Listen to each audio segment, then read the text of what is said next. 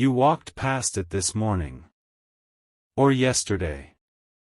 Or last week, in one of the ordinary passages through your home that happened so many times in a day that the individual moments blur into a general sense of domestic routine.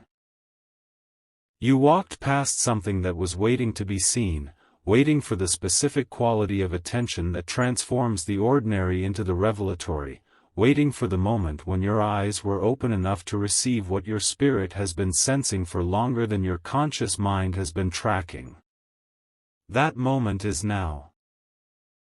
And the reason you found this message today the reason this specific content arrived in your path on this specific day is that what has been hidden is ready to emerge.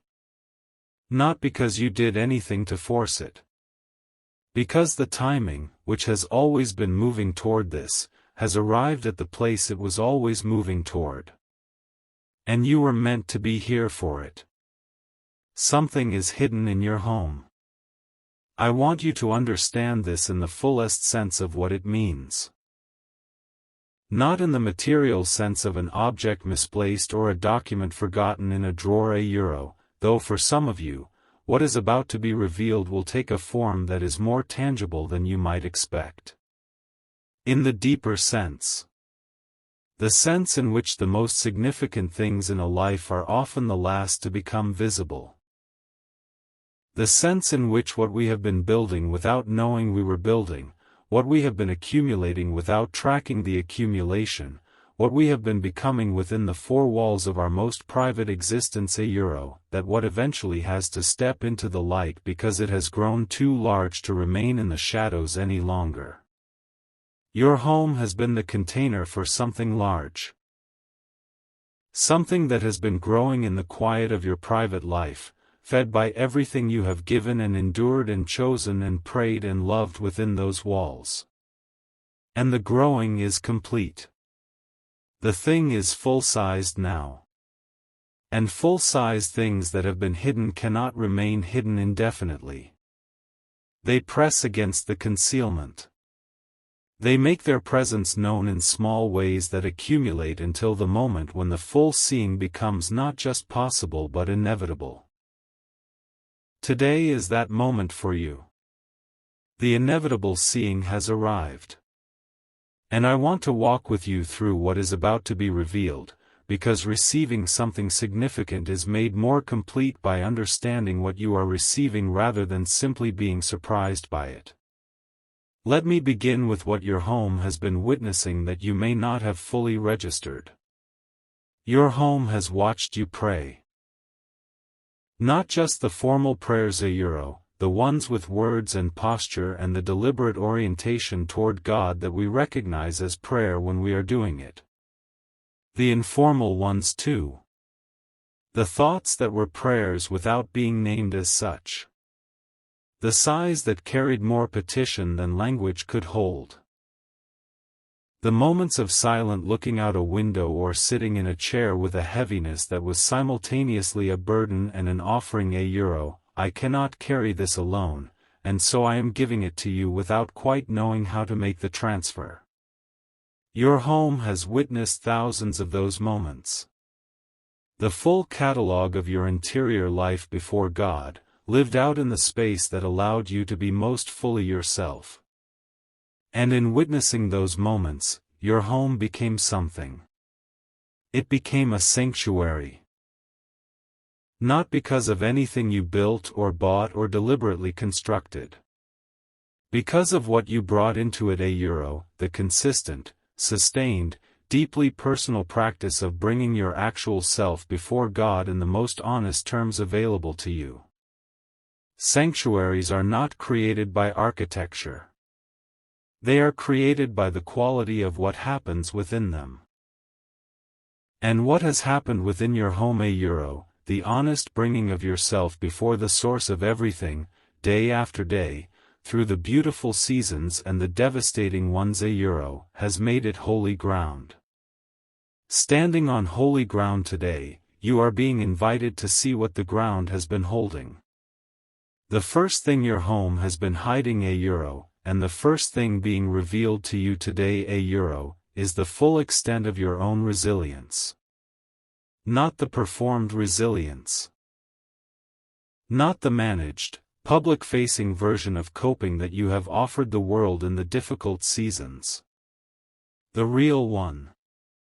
The private, unwitnessed, stubborn, sometimes ungraceful but never finally surrendered resilience that has kept you in your home, in your life, in your faith, through the things that would have given a reasonable person every justification for walking away from all three.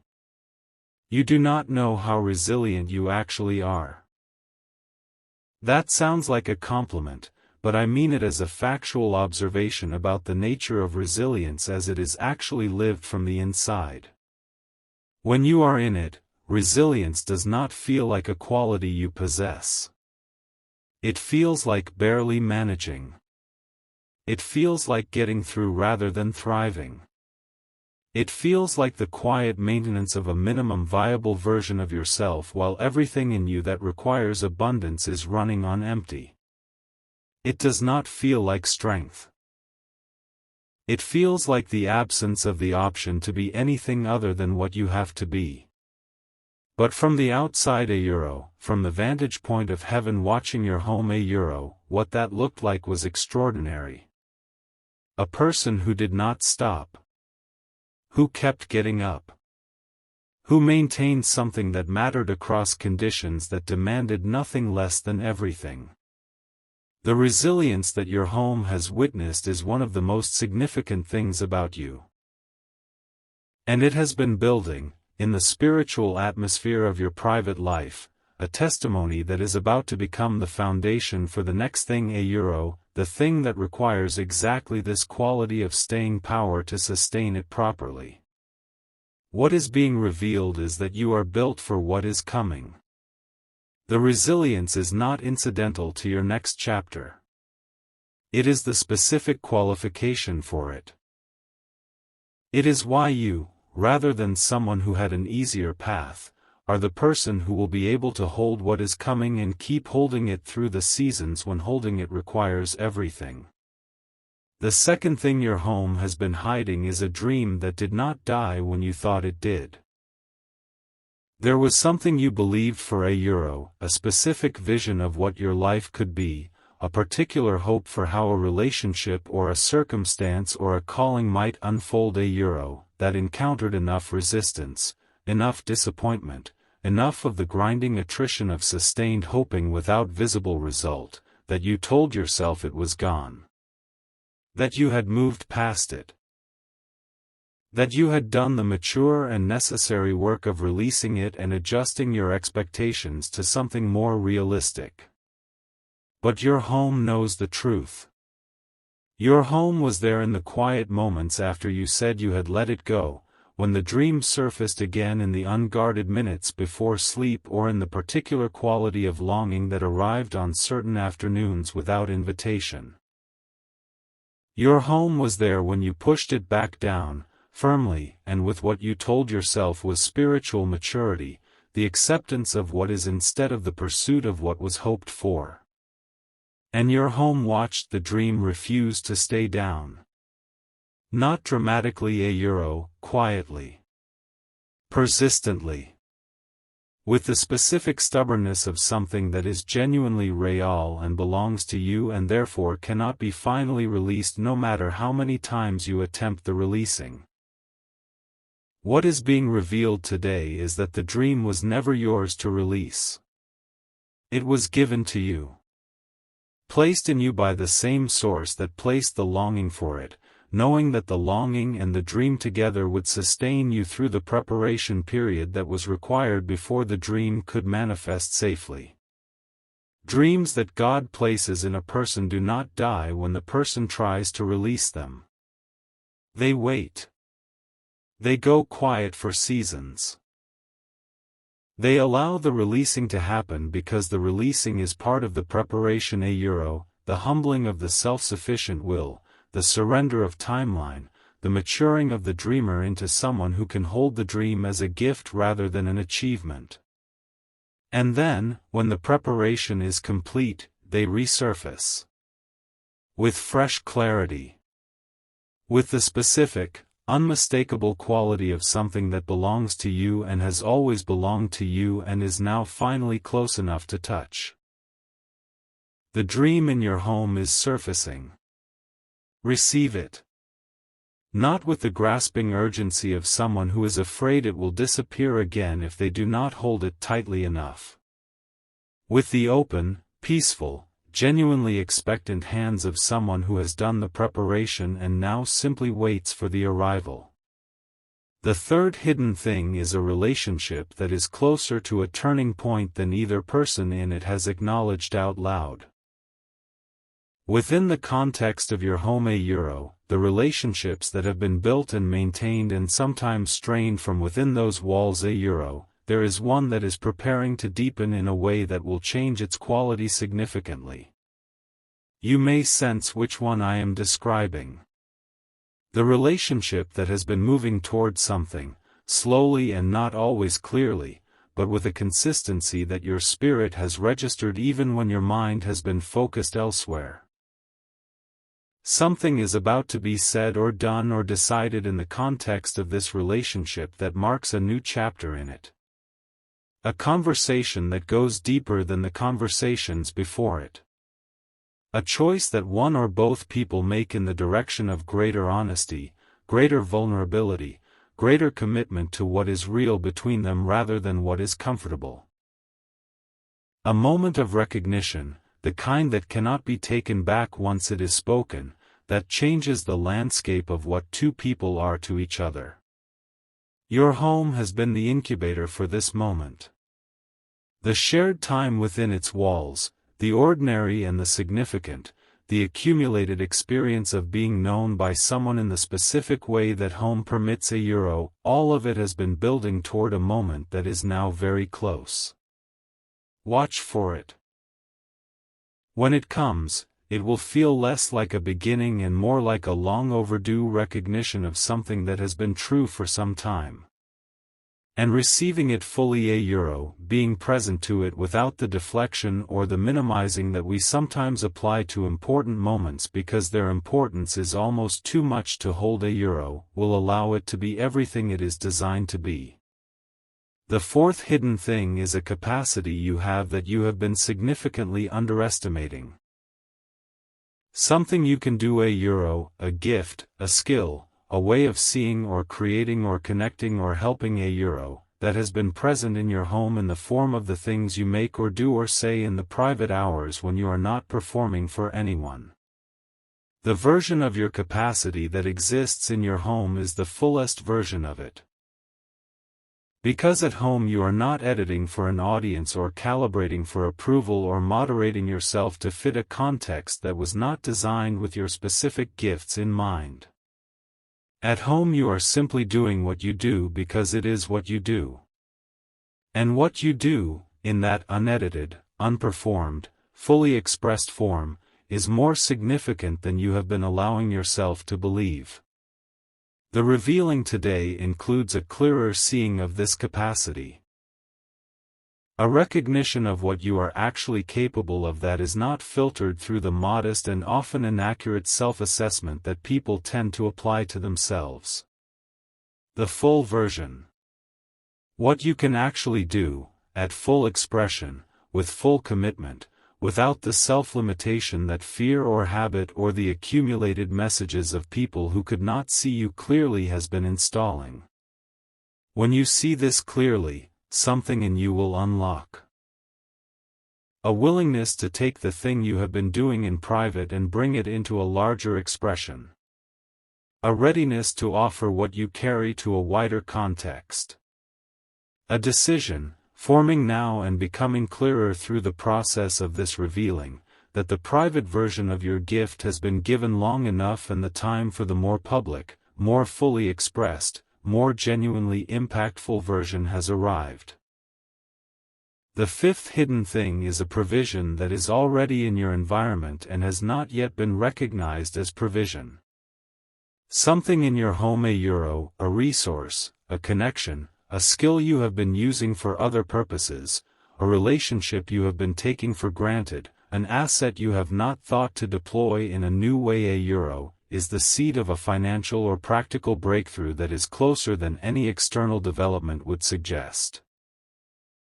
The provision for the next season of your life is not primarily coming from outside your current situation. It is already present within it, waiting to be seen with new eyes. Waiting for the specific combination of need and awareness and willingness to use what you have differently than you have been using it. This is one of the most practical dimensions of today's revealing. When the hidden thing comes into view, part of what you will see is a path forward from your present circumstances that uses what is already available to you rather than requiring something entirely new to arrive from outside. That path is real. It is viable. It has been there, in plain sight, waiting for you to see it. And seeing it will require only the willingness to look at your current resources with the question, what is this actually capable of that I have not yet asked of it? The sixth hidden thing is the legacy your home has already begun building. The effect you have had on the people who have spent time within your walls, guests, family members, children, friends, people who came for an hour or lived there for years, is larger than you know. Homes carry the character of the people who live in them. And the character your home carries, the specific quality of welcome, of safety, of genuine care and honest living, and the particular way love expresses itself in a space that reflects who you actually are, has marked the people who experienced it. Some of them carry the mark of your home without knowing what to call it. A sense of what a real home feels like that shapes what they build in their own lives. An experience of being genuinely received that became part of their understanding of what genuine reception is. A memory of safety in your home that functions as a reference point for what safety should feel like in every context that follows. You have been building a legacy from within your home without tracking the building. And what is being revealed today includes the scope of that legacy. The size of the mark your home has made on the people who have passed through it. The seventh hidden thing, and perhaps the most important, is permission. Permission that has been present in your home all along, waiting for you to claim it. Permission to take up the full space of your own life. To be as large as you actually are. To want what you actually want without apologizing for the wanting. To pursue what you are actually called to without the constant checking with voices that were never given the authority to determine whether your calling was legitimate. To live, from within the home that has been your most private sanctuary, with the full force of the person you have been becoming in all the quiet hours it has witnessed. That permission is not something you earn or receive from outside yourself. It was always yours.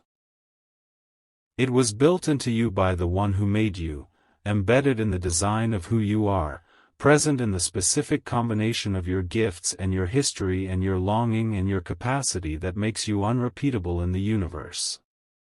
No one else has the permission for your specific life. It belongs only to you. And it has been waiting, in the walls of your home that know you best, for you to finally pick it up and carry it into the next chapter. Today you are picking it up. Walk through your home today with every one of these hidden things in your awareness. Let the record of your resilience be seen. Let the unkilled dream surface fully. Let the relationship turning point be received with open presence. Let the capacity be acknowledged without minimizing. Let the already present provision be recognized. Let the legacy be felt in its full scope. And let the permission, the ancient, original, always yours permission to be fully who you are, be claimed without qualification. And then say to the home that has held your life, I see you. I see what you have been holding for me. I receive it all. And I am ready for the chapter that uses all of it, all the faithfulness and the resilience and the unkilled dreams and the unmistakable gifts and the provision already present and the legacy already begun, as the foundation for everything that is coming. The hidden thing is hidden no longer. And what it was hiding was magnificent. You were meant to see this today. And now you have. One last thing before this message closes. The revealing that happens today in your home is not a single moment that passes and is done. It is the beginning of a new way of seeing, a permanent upgrade in how you perceive the ordinary space of your daily life. Once you have seen what has been hidden, you cannot unsee it. The record of your faithfulness remains visible. The unkilled dream stays in the light. The permission stays claimed. And your home, which has always been more than its practical function, becomes what it was always spiritually, a place of active, ongoing, daily revelation. A space where the extraordinary in the ordinary is not a special occasion but simply the natural result of eyes that have been opened to what was always there. Walk through your home today. And tomorrow.